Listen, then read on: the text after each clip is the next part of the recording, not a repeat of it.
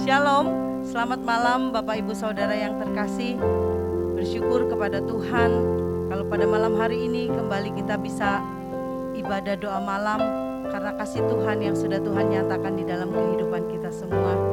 Biarlah kehidupan kita boleh mempersiapkan diri untuk kita boleh masuk ke dalam hadirat Tuhan. Satu nama yang akan kita tinggikan yaitu Tuhan Yesus Kristus. Mari kita sama-sama awali dalam doa. Selamat malam Bapa di sorga. Terima kasih Tuhan buat waktu yang indah yang sudah Engkau berikan dalam kehidupan kami. Saat ini Tuhan kami bersama-sama mau mencari wajah-Mu. Kami mau menikmati hadirat-Mu Tuhan. Karena kami percaya Engkau sudah ada di tengah-tengah kami semua. Dan Engkau mau memberikan kekuatan di dalam setiap kehidupan kami. Biarlah pada malam hari ini Tuhan menjadi malam kemenangan, di mana kami boleh menikmati hadirat-Mu. Kami boleh disegarkan, kami boleh dikuatkan, dan melalui nama Tuhan saja Engkau ditinggikan. Terima kasih Bapa di sorga. Kami menyerahkan ibadah doa malam ini dari awal pertengahan hingga akhirnya hanya di dalam nama Yesus. Haleluya. Amin. Bapak Ibu Saudara yang dikasihi Tuhan, penyertaan Tuhan sangat sempurna di dalam kehidupan kita semua. Aman dan sejahtera, meskipun kita harus melewati badai, tetapi bersama dengan Tuhan kita bisa lewati semuanya.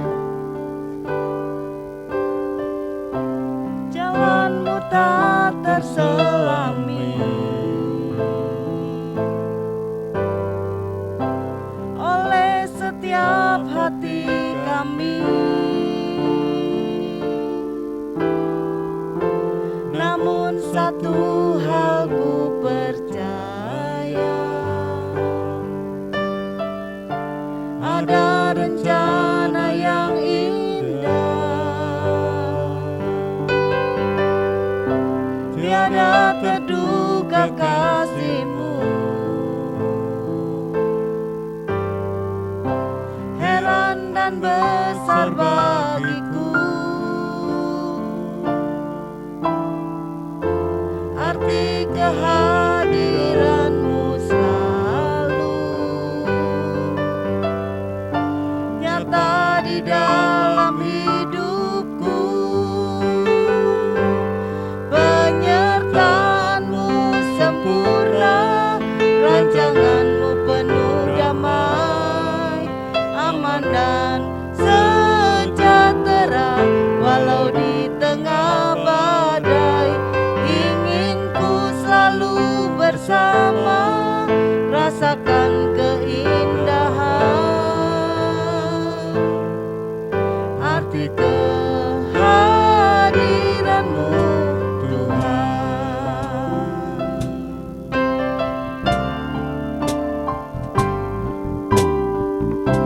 Jalan-Mu tak terselami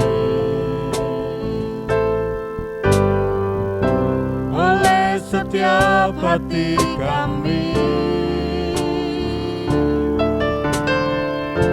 Namun satu hal ku percaya, ada rencana yang indah,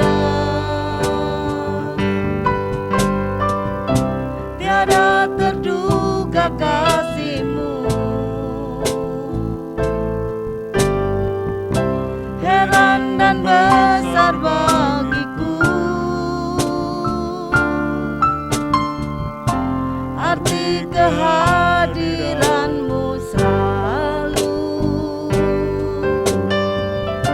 nyata di dalam hidupku. Penyertaan-Mu sempurna, rancangan-Mu penuh damai, aman dan sejahtera walau di tengah badai. Ingin ku selalu bersama, rasakan keindahan, arti kehadiran-Mu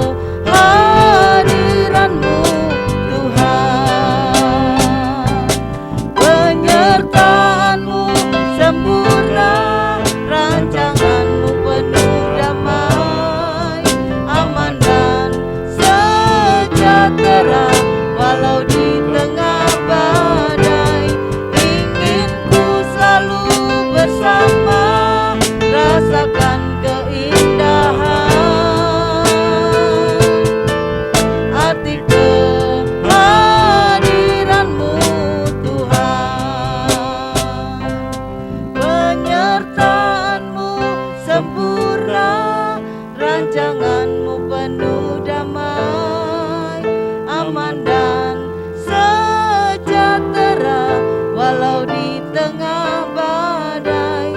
Ingin ku selalu bersama, rasakan keindahan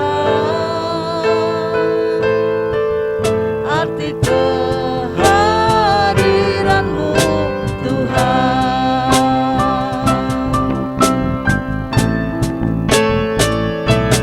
Penyertaan-Mu sempurna, rancangan-Mu penuh damai, aman dan sejahtera walau di tengah badai. Ingin ku selalu bersama, rasakan keindahan arti kehadiran-Mu Tuhan. Penyertaan-Mu, Tan-Mu sempurna, rancangan-Mu penuh damai, aman dan sejahtera walau di tengah badai. Ingin ku selalu bersama, rasakan keindahan arti kehadiran-Mu Tuhan. Arti kehadiran-Mu, arti kehadiran-Mu Tuhan. Arti kehadiran-Mu Tuhan. Oh, haleluya, haleluya.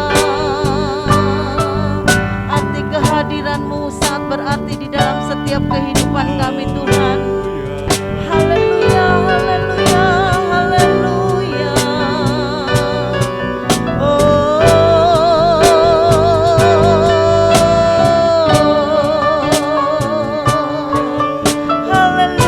Haleluya, haleluya. Terima kasih Tuhan buat penyertaan-Mu. Haleluya, haleluya,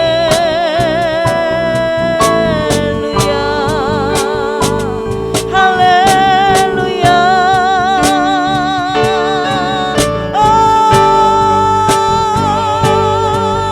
Engkau dahsyat, Engkau kuasa-Mu besar. Haleluya. Oh, haleluya, haleluya, haleluya, haleluya. Syukur, syukur, haleluya. Oh, haleluya, haleluya. Terima kasih, syukur, haleluya. Terima kasih, terima kasih.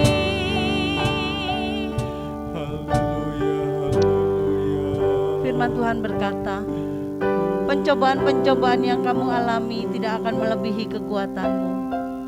Tetapi pencobaan-pencobaan yang kita alami semuanya mendatangkan kebaikan dalam setiap kehidupan kita. Biarlah kita mau mempercayai bahwa Yesus Tuhan satu-satunya Allah yang kita andalkan. Dia Allah yang selalu hadir di dalam setiap kehidupan kita. Allah yang selalu mengerti, Allah yang selalu ada di dalam setiap apapun yang terjadi dalam kehidupan kita semua. Amin. Syukur Tuhan. Haleluya. Oh,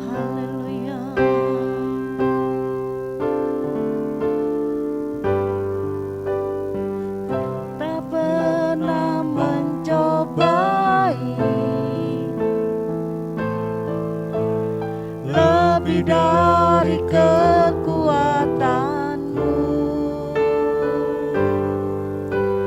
Bahkan di padang gurun pun ku alami keajaibanmu. Kau tak pernah mencobai lebih dari kekuatanku. Bahkan di padang gurunmu ku alami keajaibanmu. Aku percaya bahwa Allahku selalu turut bekerja bagiku untuk mendatangkan kebaikan bagiku. Yang mengasihimu Tuhan, aku percaya.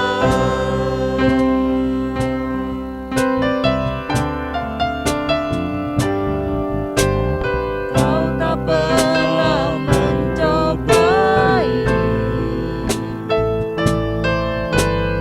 lebih dari kekuatanku. Bahkan di padang gurunmu ku alami keajaibanmu. Kau tak pernah mencobai lebih dari kekuatanku. Bahkan di padang gurunmu ku alami keajaibanmu.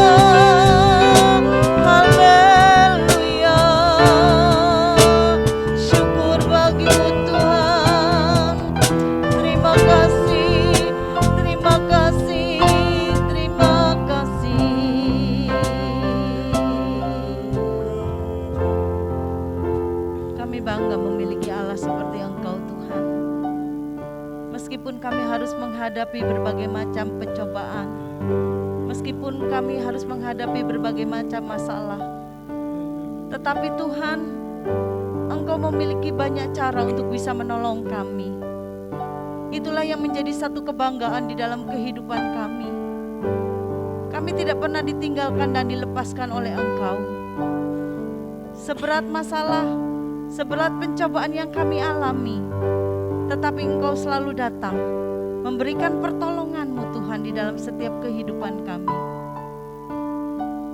Cara-Mu yang ajaib, yang Kau kerjakan di dalam setiap kehidupan kami, membuat kami tidak ragu lagi Tuhan, karena hanya janji-Mu Tuhan yang menghidupkan kami semua. Terima kasih Tuhan. Amin, amin, amin. Terima kasih Tuhan.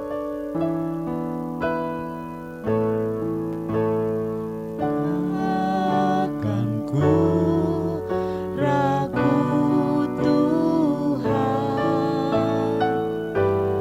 janji-Mu yang menghidupkanku, hanya padamu Tuhan ku berseru, dan mataku tertuju padamu. Kau selalu punya cara untuk menolongku. Kau selalu punya jalan keajaiban-Mu. Kau dahsyat dalam segala perbuatan-Mu, dan ku tenang di dalam cara-Mu.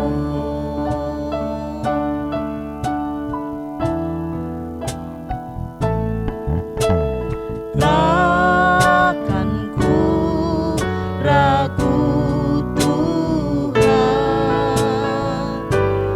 janji-Mu yang menghidupkanku, hanya padamu Tuhan ku berseru,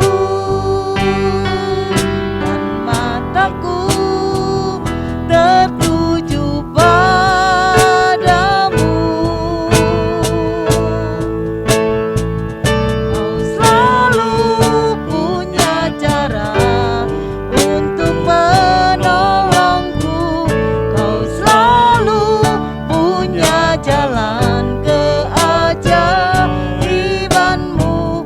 Kau dahsyat dalam segala perbuatan-Mu, dan ku tenang di dalam cara-Mu. Kau selalu punya cara untuk menolongku. Kau selalu punya jalan keajaiban-Mu.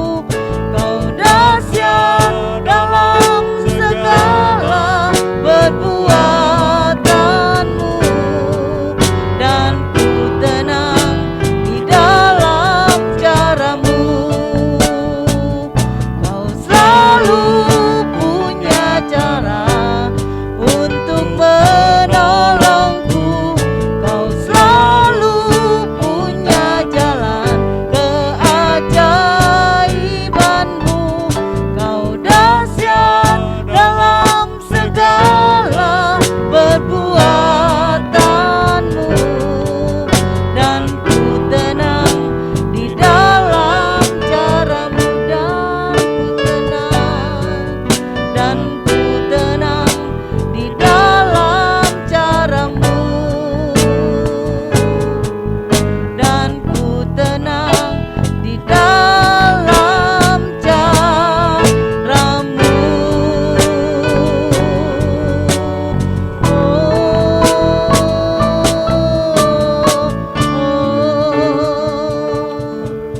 Kami tenang bersama dengan Engkau Tuhan. Kami yakin dan kami sangat percaya bahwa Engkau Allah selalu ada di dalam kehidupan kami. Terima kasih Tuhan kalau malam hari ini kami boleh bersekutu di dalam hadirat-Mu. Dan sebentar Tuhan, kami mau belajar kebenaran firman-Mu. Biarlah firman Tuhan yang akan disampaikan oleh hamba-Nya boleh membekali hidup kami, untuk kami boleh tetap taat di dalam Engkau. Kami menyerahkan hamba-Mu yang akan membawakan firman-Mu Tuhan. Biarlah kebenaran firman Tuhan boleh tertanam di dalam setiap hati kami semua, dan kami semua menjadi pelaku-pelaku firman-Mu. Terima kasih Bapa di sorga, kami menyerahkan pelajaran pada malam hari ini hanya di dalam nama Tuhan Yesus Kristus. Haleluya. Amin. Shalom. Kita kembali lagi belajar Bible Class kita. Kita sudah sampai seri yang ke-63 ya dari kitab Ulangan kita. Oke. Latar belakangnya, bangsa ini telah dipilih oleh Tuhan, ditebus dari Mesir dengan kemah tabernakel yang lengkap, diinstruksikan dalam waktu 1 bulan untuk hidup dalam kesucian, dan dipersiapkan untuk memiliki tanah perjanjian setelah melewati 40 tahun di padang gurun. Jadi keadaannya Musa akan meninggal sebelum orang Israel masuk tanah perjanjian, dan kitab Ulangan ini mencatat kata-kata terakhir Musa dalam 4 khotbah Musa. Jadi pendengarnya, para pembaca, para pendengarnya adalah orang-orang generasi baru yang ada di Moab, yang mendengarkan khotbah Musa yang mengulangi pembaharuan. Idenya pembaharuan ya, renewal. Pembaharuan perjanjian Musa yang belum mereka dengar 40 tahun lalu di padang gurun Sinai, di gunung Sinai. Oke, ayat kuncinya, dengarlah hai orang Israel, Tuhan itu Allah kita, Tuhan itu Esa, kasihlah Tuhan Allahmu dengan segenap hatimu, dan dengan segenap jiwamu, dan dengan segenap kekuatanmu. Ulangan adalah pembaharuan perjanjian Musa. Walk through the Bible mengatakan ini adalah do it run on me, dan kita sudah sampai Ulangan pasal 23. Jadi ini adalah khotbah Musa bagian yang kedua tentang hukum sipil dan hukum sosial, dan kita sudah hampir terakhir ya. Aneka ragam hukum, hari ini kita khusus membahas hukum pengecualian, dikecualikan maksudnya idenya ya, dari jemaat Tuhan. Oke, kita langsung penjelasan dan penerapan. Oke, kita baca ya Ulangan pasal 23 ayat yang 1. Ada beberapa orang yang dikecualikan itu. 2, 3. Orang yang hancur buah pelirnya atau yang terpotong kemaluannya, janganlah masuk jemaat Tuhan. Jadi hukum pengecualian dari jemaat Tuhan, dikecualikan dari jemaat Tuhan adalah, ingat ya, frasa masuk jemaat Tuhan itu idenya, ingat, kita bicara tentang hukum kekudusan dari jemaat Tuhan, jemaat Israel. Nah, itu ditunjukkan dengan tidak diperbolehkannya mereka yang terpotong kemaluannya atau hancur buah pelirnya ini, karena mereka tidak mengikuti syarat, tidak memenuhi syarat untuk ikut berperan serta. Ingat ya, bukannya tidak boleh ibadah, tapi tidak boleh ikut peran serta dalam acara-acara resmi keagamaan dan ibadah jemaat teokratisnya Israel. Ya, ingat ya, frasa jemaat Tuhan, ada tetragramaton YHWH ini, tidak boleh disebut. Nah, itu pertama kali digunakan dalam bicara tentang kumpulan jemaat untuk beribadah. Ingat, untuk beribadah yang dimulai di Gunung Horeb atau Gunung Sinai. Jadi kita harus memahami ya, idenya bukan dikucilkan atau dibuang dari masyarakat. Jangan salah mengerti.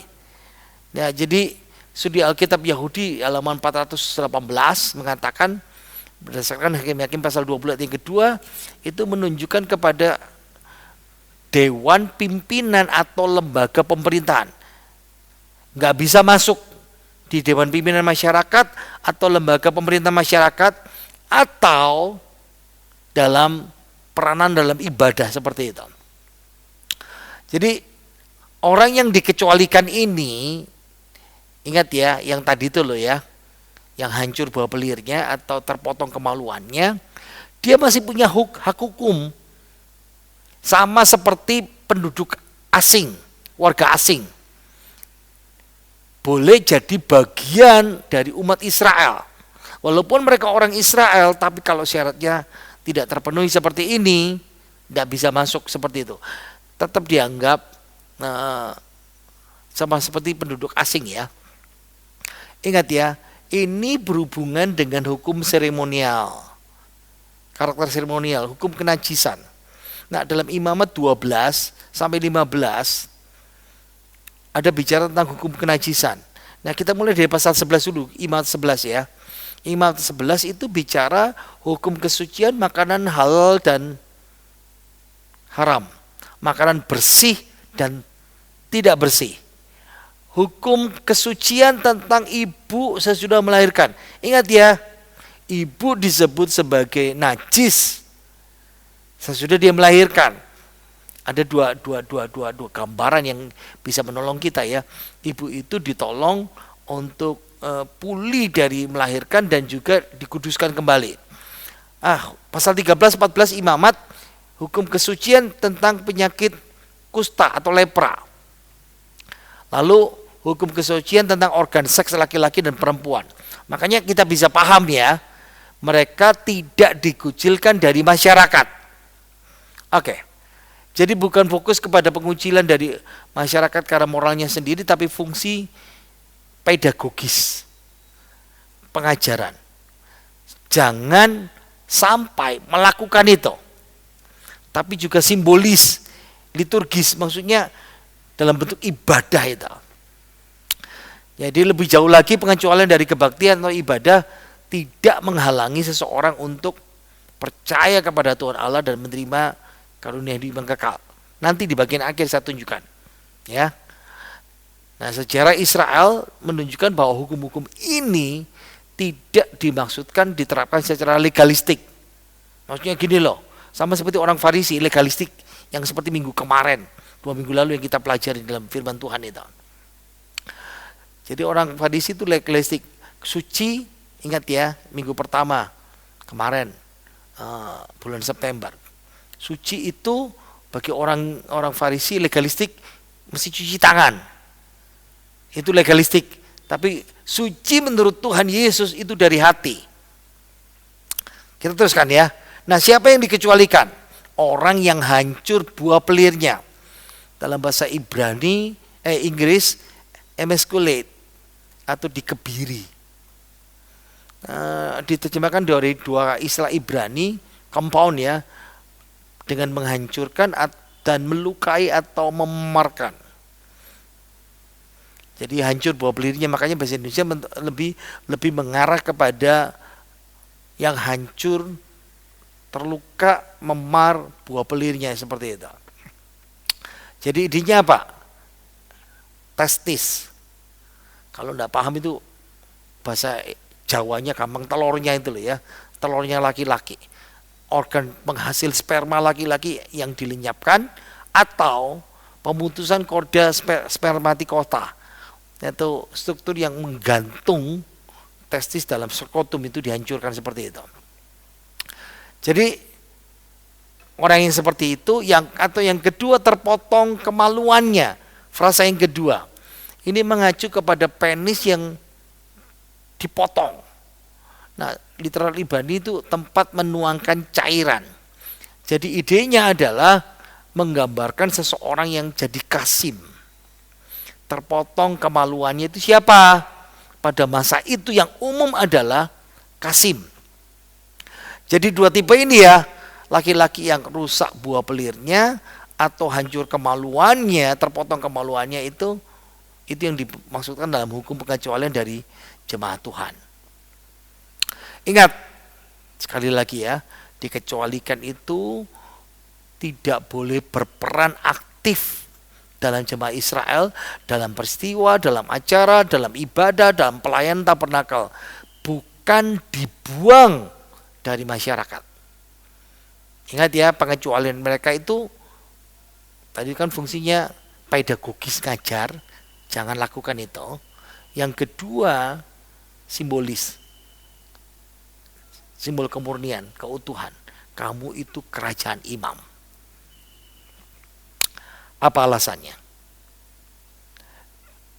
Karena ini dilakukan dalam praktek agama kafir, penyembahan berhala Kanaan, di mana laki-laki merusak serius, memarkan buah pelirnya atau memotong penisnya, kemaluannya seperti itu. Ingat ya, banyak larangan-larangan yang nggak biasa kita dengar di Undang-Undang Musa. Mungkin saudara dengar tadi itu, baca itu geli-geli dan rasanya gimana ya? Ingat ya, ingat dua minggu lalu dan minggu lalu sebelumnya mix dua benih, dua benang. Karena kita kok enggak pernah dengar ya berita model-model yang kayak gitu. Karena itu umum dilakukan oleh ibadah kafir, penyembahan berhala di Kanaan. Jadi Musa memberikan hukum ini, Tuhan memberikan hukum ini supaya orang Israel tidak melakukannya. Lihat, prakteknya apa? Mengebiri, dipotong kemaluannya, serius. Itu merujuk dengan orang dengan sengaja mengebiri dirinya untuk tujuan apa ya, keagamaan para penyembah berhala kafir, pagan. Bisa juga kasim, ya, karena kedudukan seperti itu. Nah, ini masih dilakukan. Ingat ya, ini masih dilakukan di dunia Alkitab Perjanjian Baru dan dunia modern.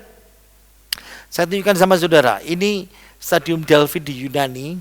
Ini saudara bisa membayangkan kota Korintus ya, di masa Korintus itu. Ada pemujaan Dewi Sibel. Ini upacara kesuburan, percabulan, ekstasi. Ekstasi itu bukan narkoba ya, ekstasi itu rasa sukacita yang berlebihan, seperti trance, seperti kesurupan gitu. Begitu, dan spiritisme. Nah, di abad pertama ada kaisar Romawi namanya Claudius. Dia mengadakan festival Sibel Atis. Fokusnya kematian dan kebangkitan Atis.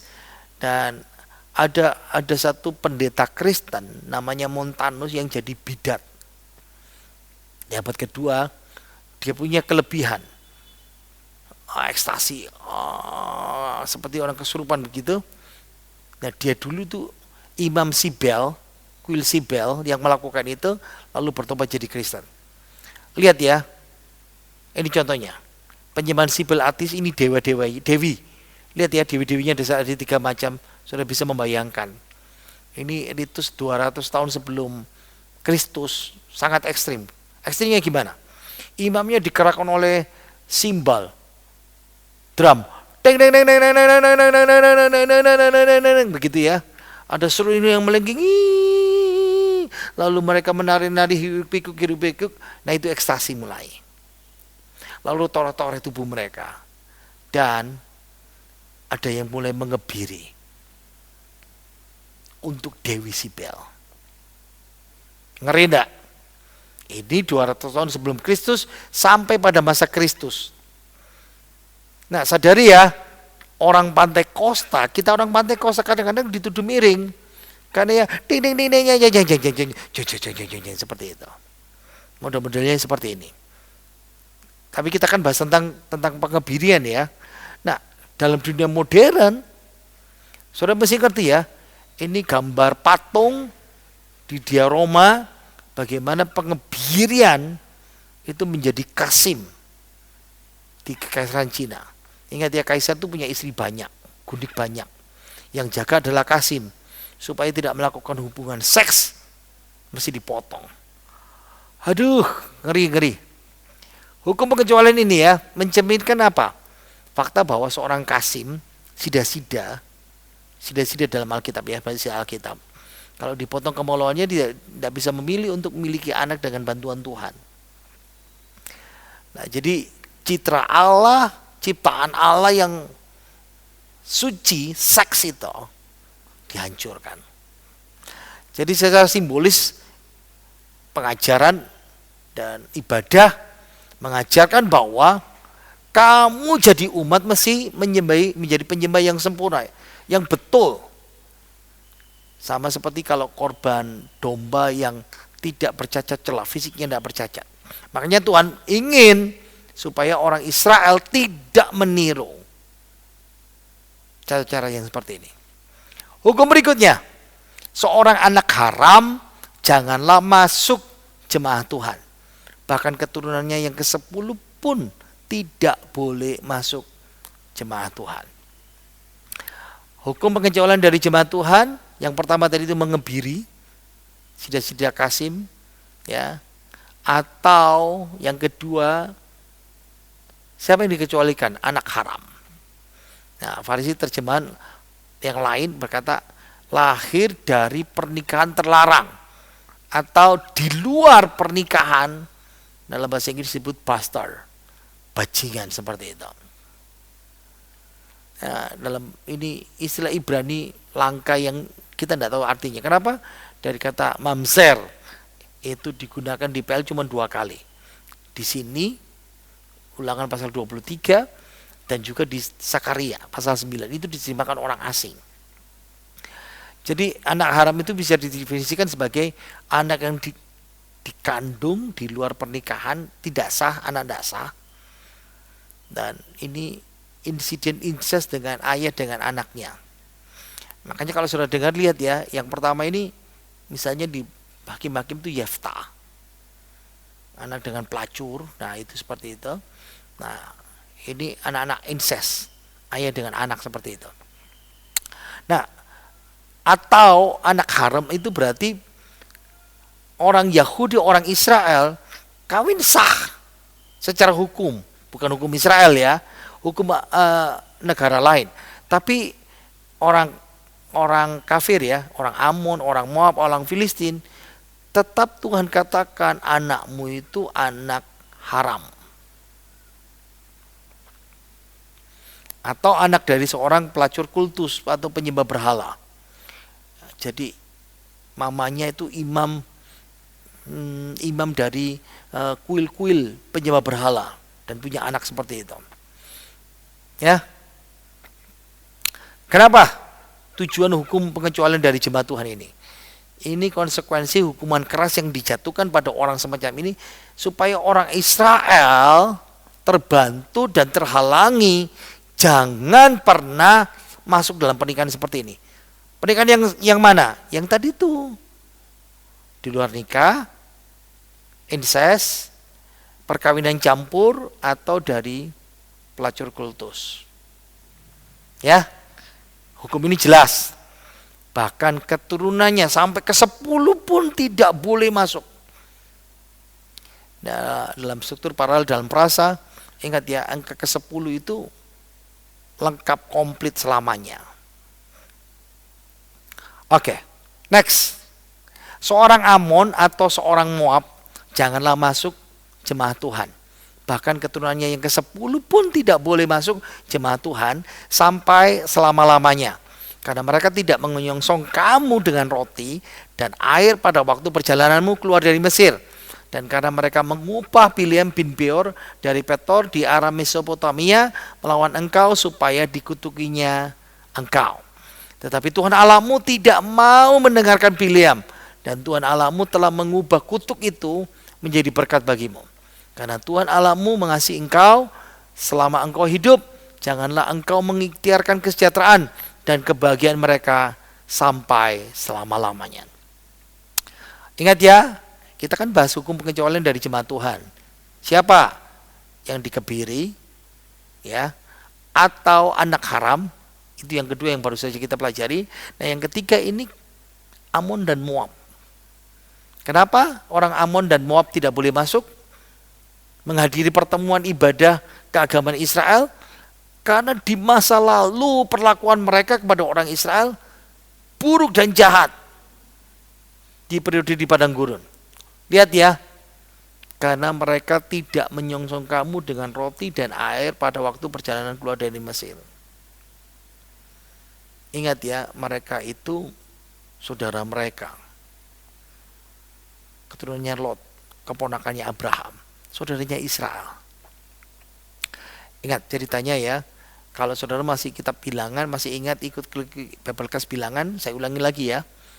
Ini waktu perjalanan di Exodus ada namanya sirkuit, bukan balapan motor, tapi sirkuit seperti ini. Nah, karena mereka putar balik. Di waktu putar balik ini, mereka ketemu bangsa Moab yang dipimpin Raja Balak, dan disitulah muncul cerita Bileam. Bileam dari tempat yang jauh dari Mari diundang untuk pergi ke Moab untuk mengutuk Israel. Dukun sakti ini tinggal di satu tempat namanya Tel Hariri. Sekarang terkenal Mari. Cuman situsnya ya sekarang ini ya. Nggak tersisa cuman puing-puing arkeologi. Nah, Balak Raja Moab menyewa Bileam untuk mengutuki orang Israel, dan Tuhan melalui malaikatnya menghadang Bileam itu. Tapi tetap aja Bileam memberikan oracle, kutukan, perkataan nubuatan 5 kali mengutuk Israel. Dan seperti saya katakan tadi itu, Moab dan Amon itu keturunan incest, anak haram. Lot dengan putrinya. Nah, makanya baru saya keluarkan di sini contohnya ya. Anak haram yang tadi itu. Habis membahas anak haram, tidak boleh masuk jemaat Tuhan, dikasih contoh Moab dan Amon. Jadi ada beberapa fakta ini menegaskan sejak awal Moab dan Amon sudah dan terus-menerus melawan Tuhan dan umatnya Israel seperti ini. Hukum berikutnya, janganlah engkau menganggap keji orang Edom sebab dia saudaramu. Janganlah engkau menganggap keji orang Mesir sebab engkau pun dahulu adalah orang asing di negerinya. Anak-anak yang lahir bagi mereka dalam keturunan yang ketiga boleh masuk jemaat Tuhan. Nah, hukum pengecualian dari jemaat Tuhan tadi itu orang yang dikebiri, anak haram, Amon dan Moab. Sekarang Edom dan Mesir diperlakukan dengan lunak. Lihat ya, jelas sekali. Harus dipahami, kenapa orang Edom dikecualikan? Kesalahan di masa lalu ya. Edom sama dengan Amon dan Moab tadi toh.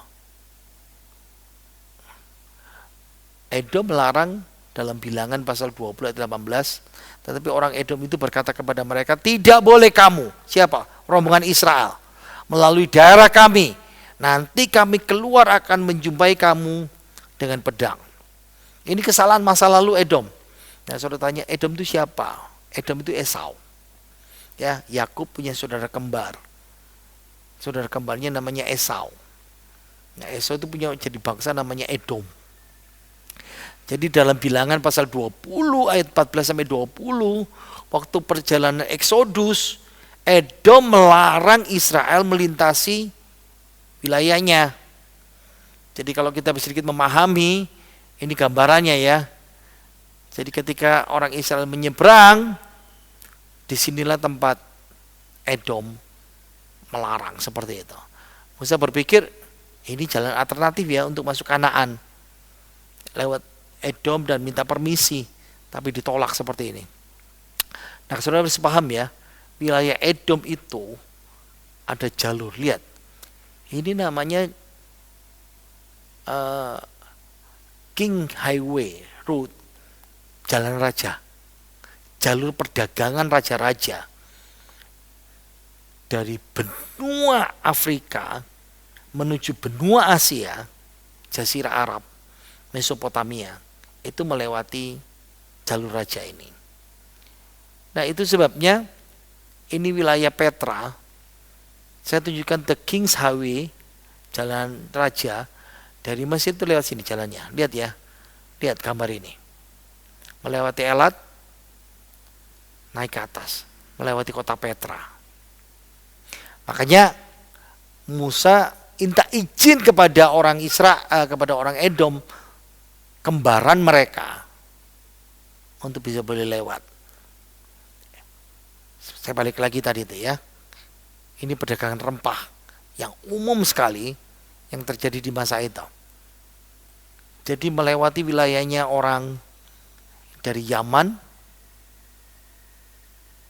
semuanya poinnya di sini, jalur raja-raja itu.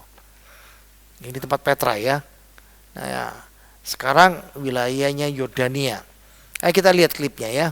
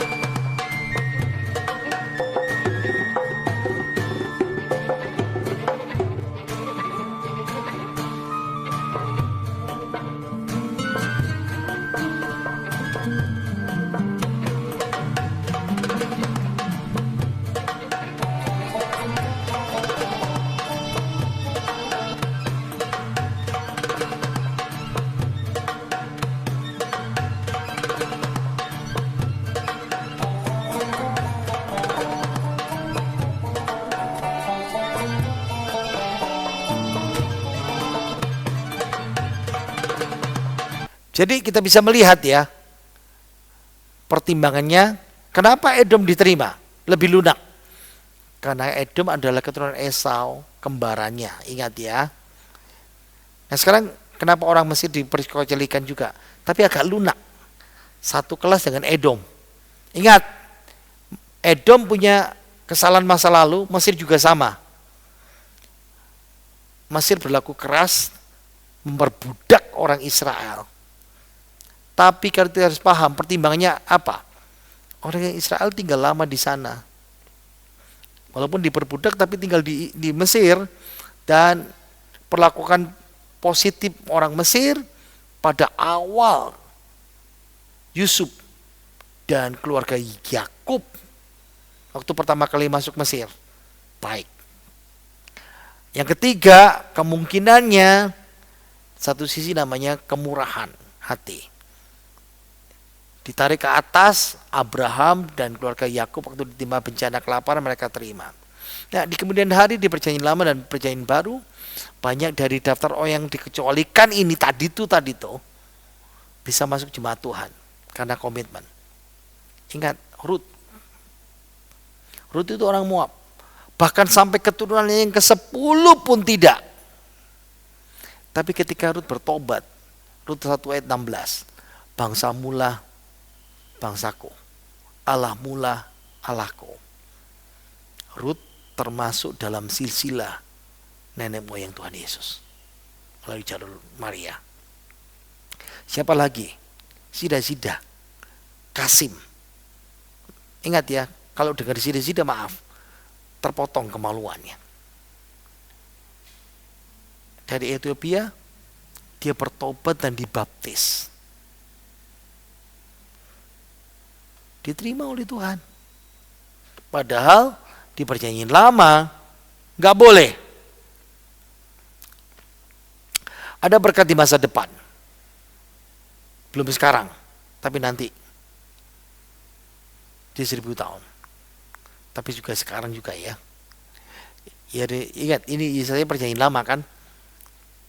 Yesaya 56 ayat yang keempat.